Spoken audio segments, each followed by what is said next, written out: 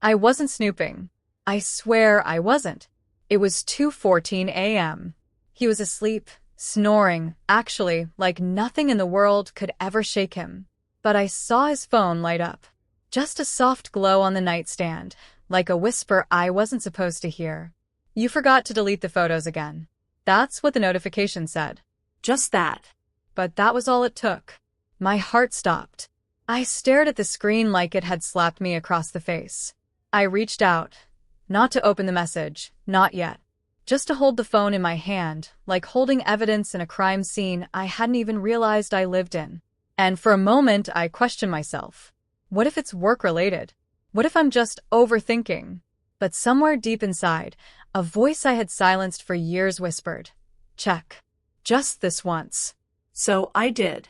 And what I found unraveled everything I thought I knew about the man I loved. His name was Ethan Carter, the kind of name that sounded like it belonged in a spy novel or a startup founder's memoir. We met at a tech networking event in downtown Seattle.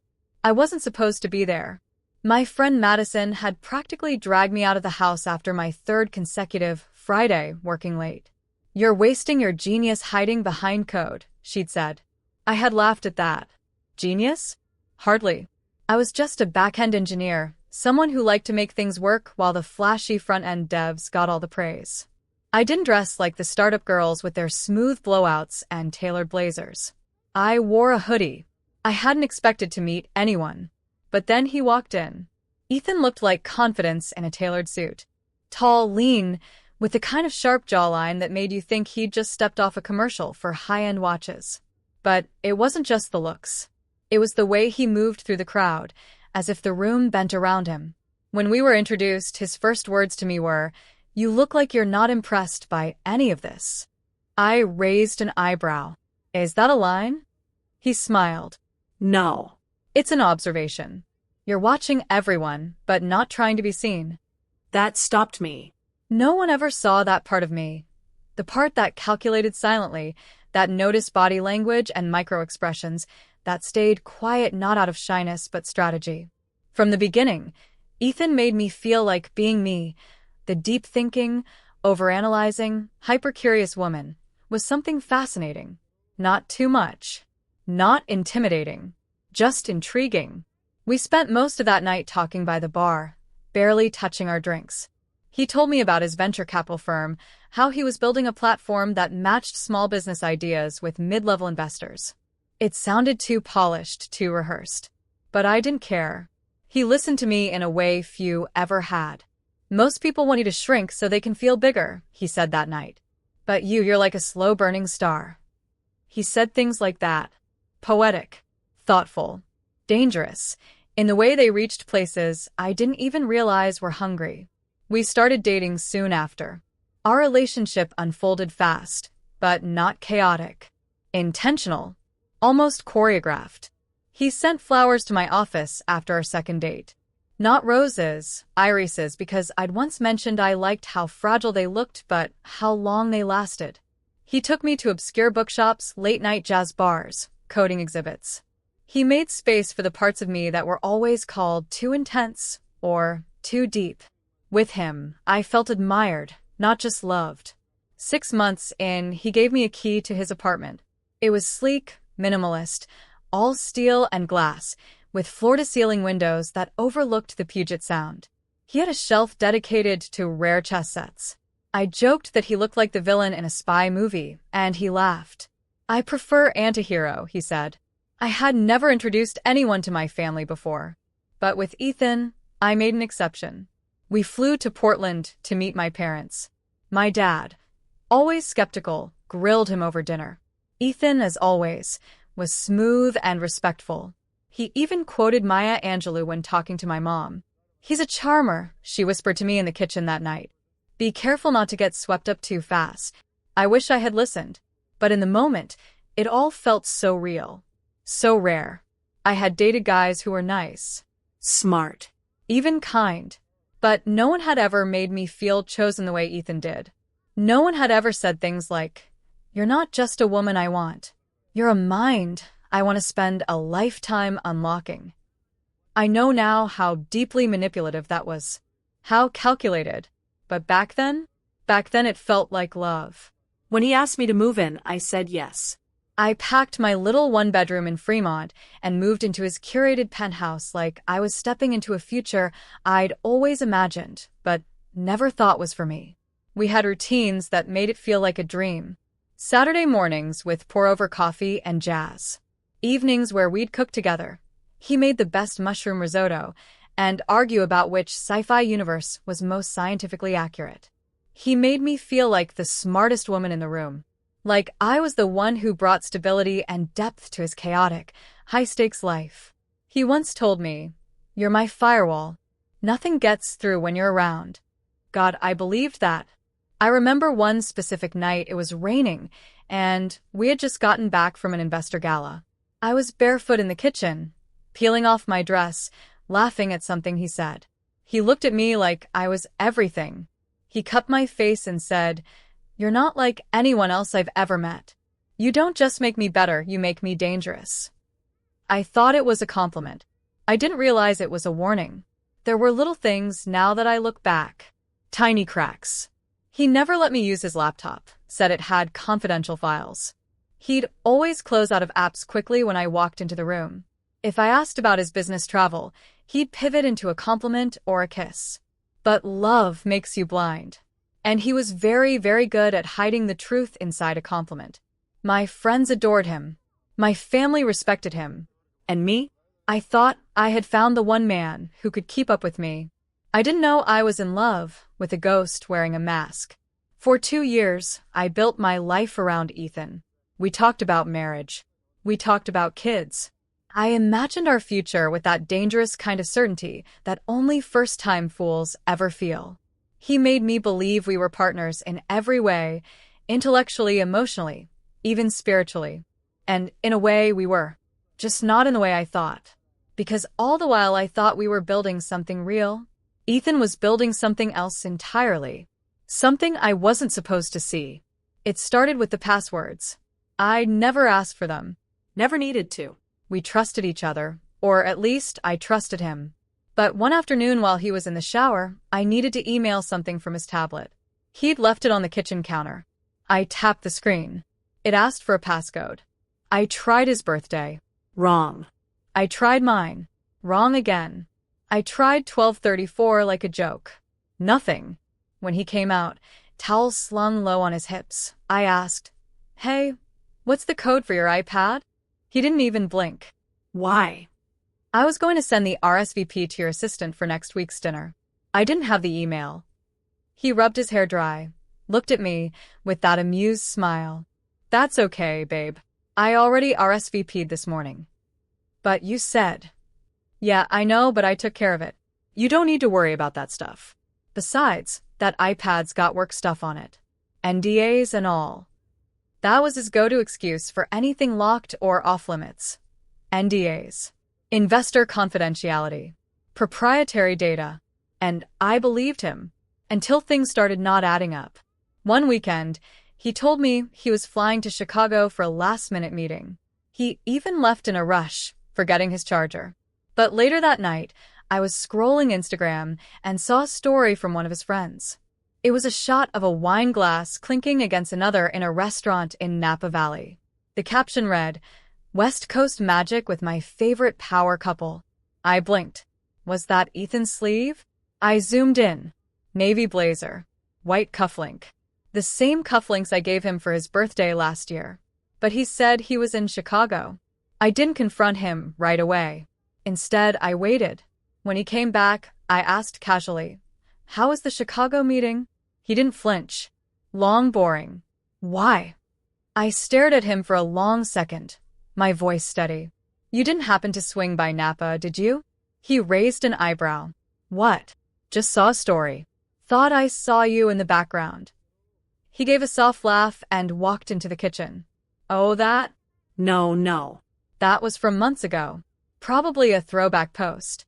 You know how people are with social media. That should have been enough. Except the wine they were drinking? I had Googled it. It had only just launched that week, limited release. I didn't say anything. Just nodded. But something inside me shifted. After that, I began noticing how often he re-explained reality. I'd say, "You told me you were with Mike on Thursday." And he'd reply, "No, I said I might be with Mike. You probably misheard me." I'd say, "Didn't you leave your office at 4?" And he'd smile and say, "No, babe, I told you I had a call around 4. You're remembering it wrong." And the worst part? He made it sound plausible, like I actually was misremembering things. I started questioning myself. Maybe I was being paranoid. Maybe my memory was off. Maybe I was overthinking again, like my ex had once accused me of. One evening, we were cooking together his famous mushroom risotto. Asked him about a woman I saw pop up in his email preview the day before. "Who's Amber?" He didn't look up. "She's one of the compliance officers at the firm." I said. "She emailed you after midnight?" He stopped stirring. "You went through my email?" "No," I said quickly. "I just saw the preview on your phone." He turned slowly, a smile tugging at his lips, but his eyes sharp. "You do know how unhealthy this looks, right?" "What?" "This obsession. You're smarter than that." He didn't raise his voice. He didn't curse. But the shame slid in under my skin like cold water. I wanted to drop it, to laugh it off, to be the chill girlfriend again. But I couldn't. Not anymore. I started doing quiet things, checking dates, comparing timelines, not snooping but observing. I noticed he deleted entire threads from his phone, that his laptop was always shut, that even when we were watching a movie, his Apple Watch would buzz, and he'd casually turn his wrist away from me. I once asked if I could borrow his laptop to check something while mine updated. He hesitated for half a second too long. "It's just full of financial spreadsheets," he said.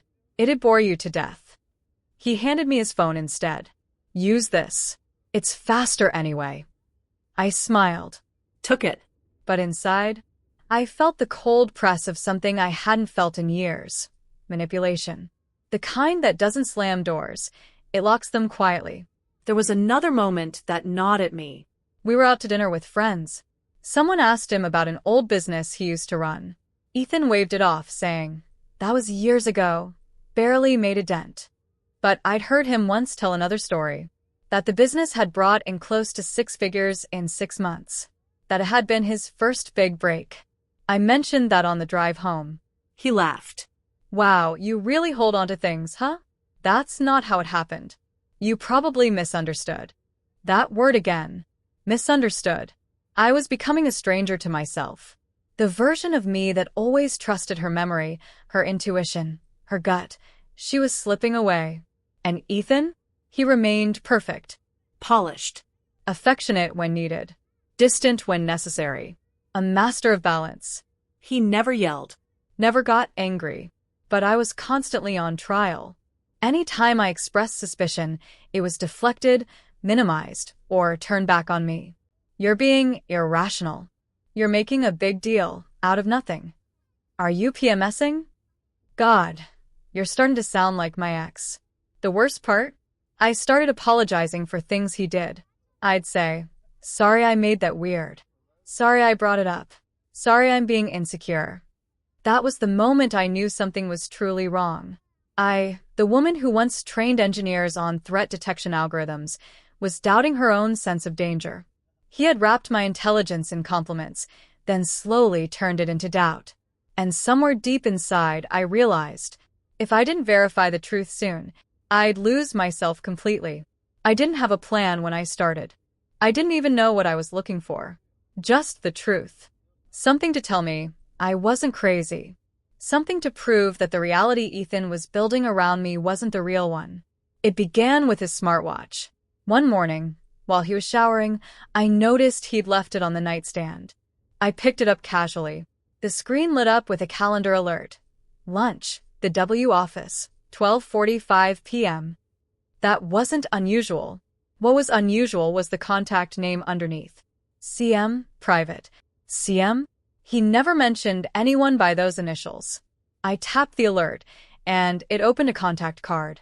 Just a phone number. No email. No notes. But a location tag tied to several past entries. All from the same part of the city. Queen and near a boutique hotel I'd never heard him mention. I didn't say anything to him that day.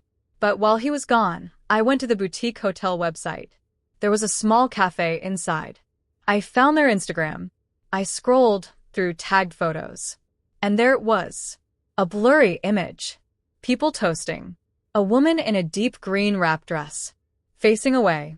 Sitting across from someone with Ethan's posture, Ethan's watch, Ethan's hand on her wrist. The caption read, "Power brunch vibes." I kick. The date was yesterday. My stomach turned. That night, he came home like nothing was wrong. Kissed my forehead. Poured me a glass of wine. Asked about my day. I smiled. Listened. Pretended. But I started building something behind the scenes. I set up a clone server on an old laptop. Something completely off the grid. I installed keylogging software on the desktop we shared in the living room. He rarely used it, too slow for his taste, but every now and then, he'd check emails there while sipping coffee. I also found one of his old USB drives. It was buried in a drawer filled with random receipts and expired credit cards. It was labeled Taxes 2019. But inside, it wasn't taxes. It was a folder titled Q3_projects. Inside that, more folders. One was labeled Caroline_. I paused. CM. I clicked it open. Inside were screenshots of conversations, spreadsheets, booking confirmations, wire transfer details, photos, not just of Caroline, but of them, together, in different cities. Hotel confirmations, dinner receipts, messages like, "I miss your brain, not just your body. You're the only one who gets me." He had been seeing her for over a year. Sometimes while I thought he was traveling for work. Sometimes when I was literally in the same city, just working late. I remember staring at one message exchange that read, "Caroline, she doesn't suspect?" Ethan, of course not. She thinks I'm building a life with her. I thought I'd scream, but I didn't. I just sat there, cold, still, with my hands on the keyboard and my whole world splitting open in the blue light of that cheap laptop. And that's when I knew I couldn't just confront him. I needed proof. I needed to outsmart him at his own game. So I began cataloging. Every document, every transaction, every calendar entry. I even started syncing his work drive with my shadow server. I used an old access key he once carelessly shared when I helped him format a pitch deck. He never changed it. The secrets poured in like a tidal wave. Turns out Caroline wasn't the only one. There were 3 other women, each one tagged with their own folder, each one kept carefully compartmentalized. He had notes about their preferences, little lies he told them, birthdays, safe zones. He was managing his lovers like he managed investments, calculating ROI, minimizing overlap, optimizing time slots. I felt sick, violated, but more than anything determined. I wasn't just betrayed. I was insulted. He thought I was too in love, too passive, too obedient to ever notice, let alone act. He forgot I was the one who once uncovered a server breach in under 6 hours during a Fortune 500 audit. He forgot I could read metadata like a second language. He forgot I was watching. So I kept going. I built a timeline. I matched travel receipts with personal charges. I downloaded every message backup he ever saved. But there was one message thread that stopped me cold. It was between Ethan and a man named R. Cole. Cole had wired Ethan over $90,000 over several months. The notes in the transfers were vague. Consulting, doc prep, package A. I looked deeper. R. Cole was a father of a young woman trying to start a business. A bakery. She'd been part of an investor program Ethan had hosted 2 years ago. Her name was Haley Cole. There were photos of her, too. In some, she looked like she was crying. In others, she was smiling next to Ethan at small events. Then I found a contract. Ethan had promised funding for her business in exchange for discreet mentorship, with clauses about non-disclosure, exclusive meetings, and non-defamation. He was leveraging his power to manipulate vulnerable women and covering it up with language so polished it could pass any legal audit. And I had all the proof. That night, I printed everything. Every folder. Every photo. Every transfer. I made multiple copies, one set for me, one with my attorney friend Megan, and one in a secure cloud vault. Then I waited. I didn't confront him in a rage. I didn't sob or scream. Instead, I invited him to dinner. I cooked his favorite, lemon herb salmon with roasted garlic potatoes. He walked in, kissed my cheek, and said, "What's the occasion?" I smiled. "Just wanted a quiet night with you." He sat. We ate. He told me about his meetings. I listened. Then, as I poured the wine, I said, "By the way, I found your iPad passcode." His smile faltered for a split second. "What?" I slid a manila folder across the table. He didn't touch it. "You should look inside," I said gently. "It's beautifully organized. Almost as well as your folders were." Still, he said nothing. "I saw it all, Ethan. Caroline, Haley, the others, the money, the contracts, everything." He finally looked up, eyes cold, voice flat. "You went through my private files?" I almost laughed. "I mapped your digital crimes, Ethan. Your secrets are now just data. And data, darling, is my language." He stared at me for a long time. And in that moment I saw it not guilt, not regret, but calculation. He was thinking, how do I spin this? What's the angle? "I didn't hurt anyone," he said eventually. They all agreed. They wanted. "You hurt me," I said quietly. "And you underestimated me." He said nothing. I stood, picked up my bag, and looked him in the eye. I don't scream. I don't fight. I just expose. Then I left. I didn't confront Nathan right away. Something in me, maybe instinct, maybe intelligence, told me to wait. So I played dumb. I smiled. I made his coffee in the morning, let him kiss my forehead, let him whisper, "I love you," with that same mouth that had been lying for years. I let him believe he was still the smartest one in the room. Meanwhile, I was building my case. Because if I had confronted him too early, he'd twist it, deny it, gaslight me into oblivion.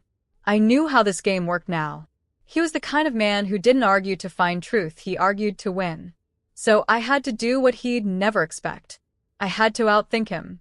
I started by backing up the contents of his phone while he was asleep. I had already seen the files on his private storage folders, hidden under misleading names like Q1 reports and vacation backup.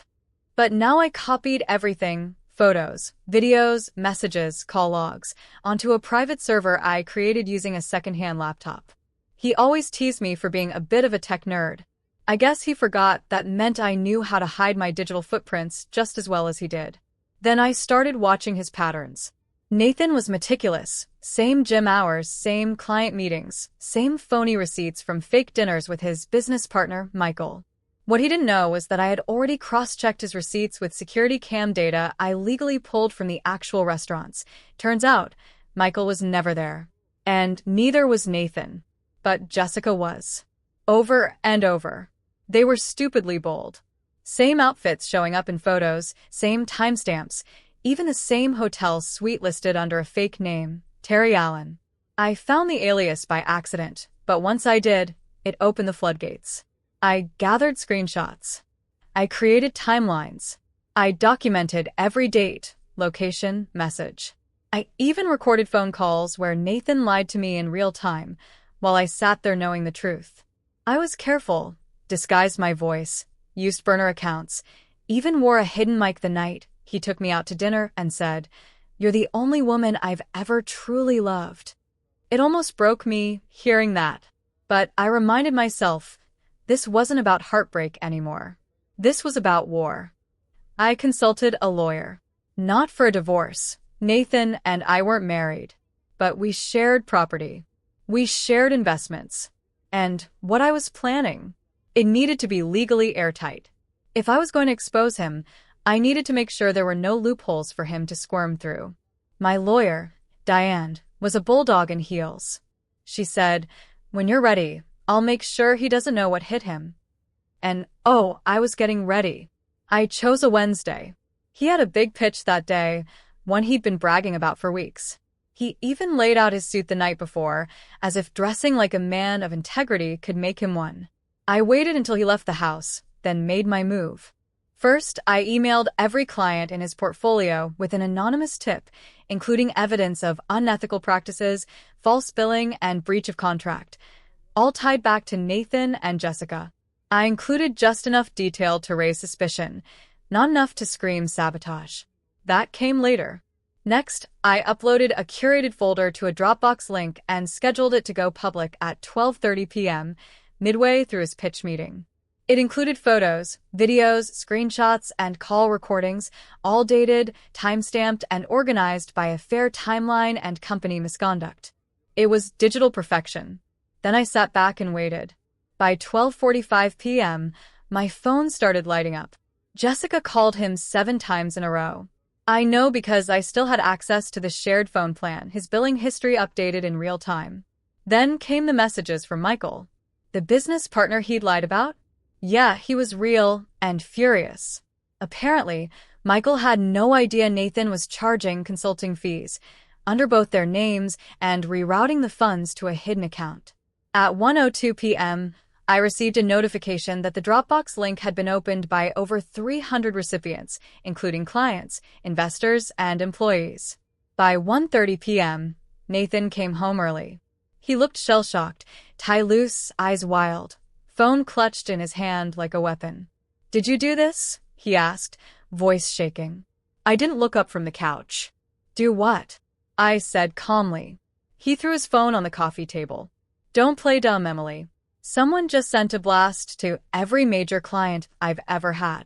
Jessica's freaking out. Michael's threatening to sue me. And someone sent this." He opened a photo.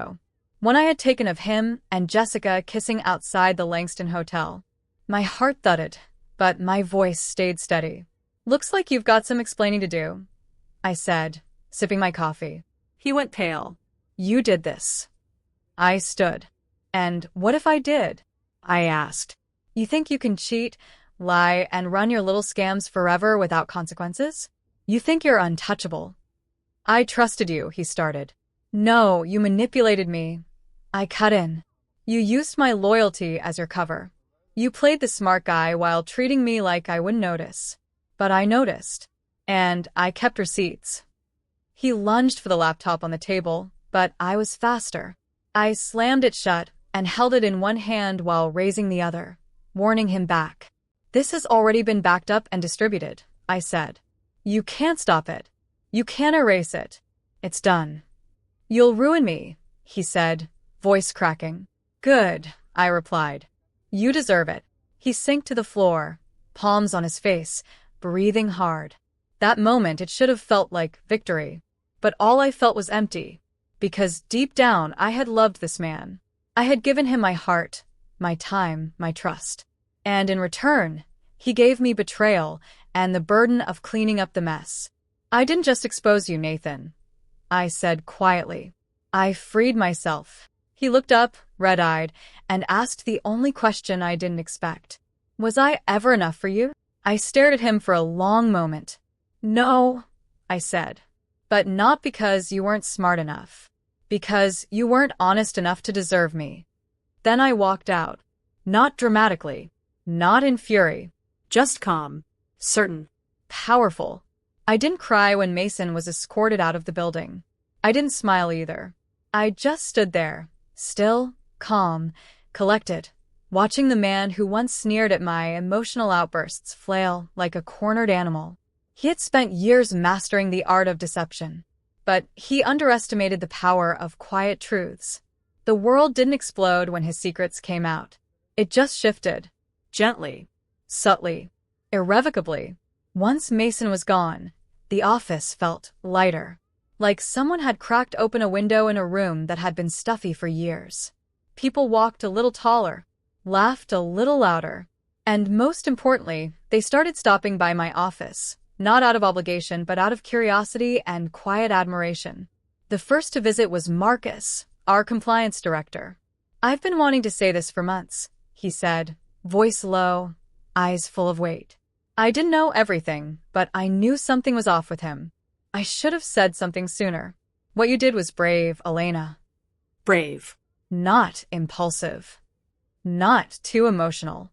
Not irrational. Brave. That one word wrapped around my spine like armor. I didn't need applause. I didn't even need closure. But I had finally been seen. And it wasn't for my looks or my charm or my supposed potential. It was for the strength Mason tried so hard to keep buried.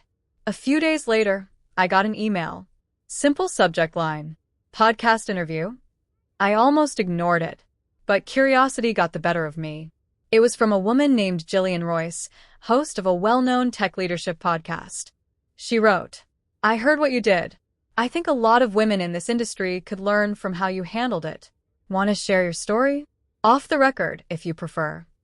I stared at the screen for 10 full minutes. Someone had heard. Someone outside the walls of my office. At first, I hesitated. I wasn't looking for fame. I wasn't looking to build a brand around being the woman who exposed her boss.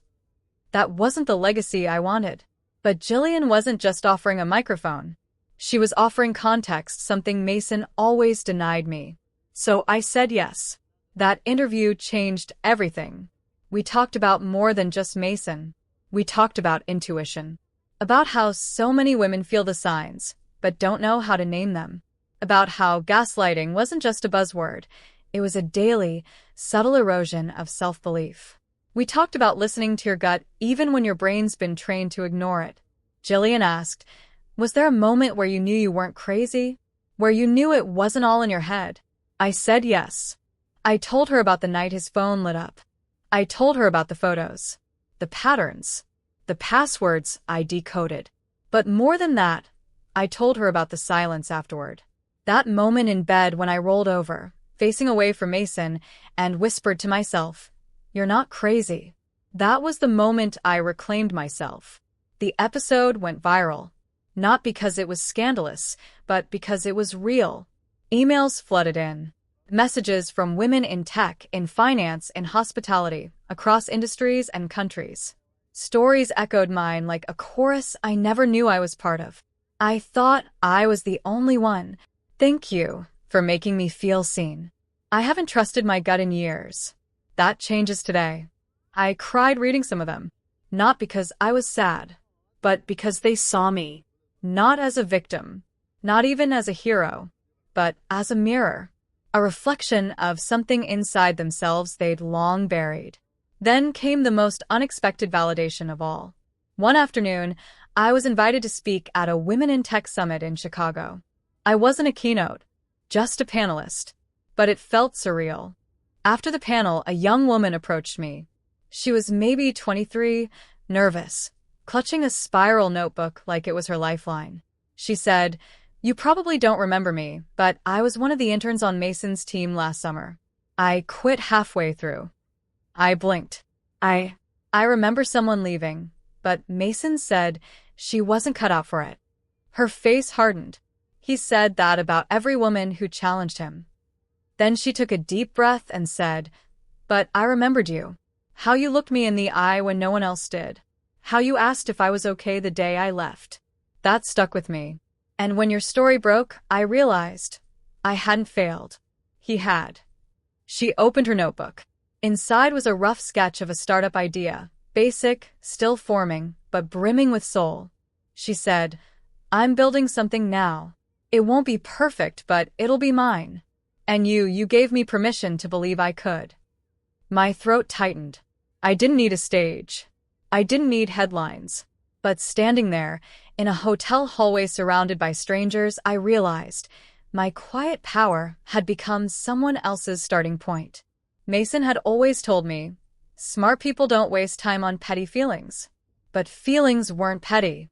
They were signals. And I had finally learned to decode them. After the dust settled, silence became my closest companion. Not the cold, isolating kind, but the rich, nourishing quiet that comes when the chaos finally stops swirling. It was like learning to breathe all over again. Each inhale was no longer laced with suspicion, no longer diluted by pretending. I had peeled off layers of someone else's control, and underneath, I found myself. The first thing I did was delete the joint bank account. That felt symbolic. My own account, my own money, my own passwords. I even changed the passcode to my phone and laptop to something nobody could ever guess, something only I knew, because it represented something only I had earned: peace. The house felt different. He was gone, of course, and with him went his espresso machine, his boxy black office chair, and his tech shrine of screens and wires. I didn't miss any of it. I kept the wooden bookshelf, though, because that was always mine, filled with stories I had loved since childhood. I started spending hours there, reading again, feeling again. My days slowed down. I began waking up without an alarm. I'd stretch, open the window, and listen to the birds. There were more birds than I remembered. Or maybe I just never heard them over the noise of his voice before. I started small. A solo dinner at a restaurant I used to walk past 100 times. A weekend trip to visit my sister in Vermont. A new hobby: photography. I picked up an old Canon camera from a secondhand store and took pictures of everything: strangers on park benches, dogs chasing kites, raindrops on cafe windows. With every shutter click, I captured parts of the world I had ignored during the years I spent in a shadow. But healing isn't linear. There were nights I sat on the kitchen floor, sobbing into a pint of mint chocolate chip. Nights I heard a song we used to dance to and had to turn it off halfway through. Nights I wondered if I'd ever fully trust again. Still, I never once regretted walking away. The world started showing me kindness in little ways, like the barista who remembered my name and drink order, or the woman at the bookstore who offered me a discount just because I looked like I needed a good story. These small, unrequested moments became signs. Signs that I was rebuilding something sacred. A life on my own terms. Then, one afternoon, I got a message from someone unexpected. "Hi, I know this is random. I saw your cybersecurity post on the local business forum. We're launching a wellness app and need help with security protocols. Would you be open to consulting?" It was from a woman named Caroline who ran a startup with 2 friends. I almost didn't respond. But then I thought, why not? That single yes changed everything. They hired me for a short-term contract at first. I ended up designing their entire back-end infrastructure. It was like my brain had finally been given permission to stretch, explore, and create, without being stifled by ego or manipulation. They respected me. They listened. They paid on time. And soon, other startups reached out too. Within months, I had enough clients to launch my own consulting firm. I named it Owl's Security Solutions because owls see through the dark. It felt right. And then something unexpected happened. One of my clients nominated me for a local innovation award. I didn't even know they had submitted my name until I got the email. I went to the event in a simple navy blue dress, hair pinned back, nerves dancing in my stomach. I didn't win, but they called my name during the Emerging Leaders segment. I stood on that stage under a soft spotlight and looked out into a room full of strangers clapping for me. And I realized something profound. You don't need to destroy someone to prove your worth. You just need to stop hiding it. A few weeks later, I bumped into Alex at a networking mixer. I hadn't expected it. Hadn't even known he'd be there. He looked smaller. Not physically, but in presence. The way someone shrinks when the mask finally slips and all that's left is just a man who doesn't intimidate you anymore. He tried to say hello, all casual, like nothing had ever happened. But I just smiled and said, "Excuse me, I'm meeting someone," and walked right past him, toward my new client, Caroline, who was waiting with a glass of wine and a big grin. That was the moment I knew. I had outgrown him, outlived the pain, and outsmarted the lie. He thought he was the smart one. But I was the one who built something beautiful after the storm. And the best part? I did it without needing revenge, just truth, resilience, and a little bit of code. Sometimes, the loudest betrayals are not the ones shouted across rooms or screamed through slammed doors. Sometimes, they whisper. They slip into our lives wearing trust like a mask, soft, familiar, and unassuming. That's what Eric did. He wore my trust like it was his birthright, parading around in the house we shared, the life we built, as if it all belonged to him, because he thought I'd never question it, that I'd never look deeper. But I did. And when I did, The truth shattered the illusion. Not just the illusion of him, but of myself. The version of me that second-guessed her instincts, the one who dimmed her light to make him shine brighter. I had to meet that woman face to face and tell her, "You were right all along." There's a specific kind of grief that comes with losing a relationship you thought was real. But what's worse is realizing you were never truly seen, only used, studied, manipulated like a pawn in someone else's game. But here's the thing about pawns. They can become queens. And that's exactly what I did. When I exposed Eric, when I walked out without begging, crying, or chasing, I reclaimed every piece of power he thought he stole. And more than that, I reclaimed myself. If you're watching this and your gut's been whispering something doesn't feel right, if you've been shrinking yourself to keep someone else comfortable, if you've been told you're crazy, paranoid, too much, or too emotional, I need you to know, you're not crazy. You're not paranoid. You are not too much. You're seeing clearly. You are awakening. And that makes them uncomfortable. That's their problem, not yours. It took me years to realize I wasn't meant to be loved quietly or tolerated in pieces. I was meant to be celebrated fully, and so are you. Eric thought he was the smart one. He thought I was predictable, naive, soft. He never expected me to outmaneuver him in his own game. But I didn't just outsmart him. I outgrew him. Now, every time I sit in a boardroom and make decisions for my cybersecurity company, ironically helping people protect themselves from the very kind of manipulation he used, I feel something deeper than revenge. I feel vindication. Not because he lost, but because I won on my own terms. You don't have to become bitter to get justice. You just have to become brilliantly you. And trust me, that's more than enough.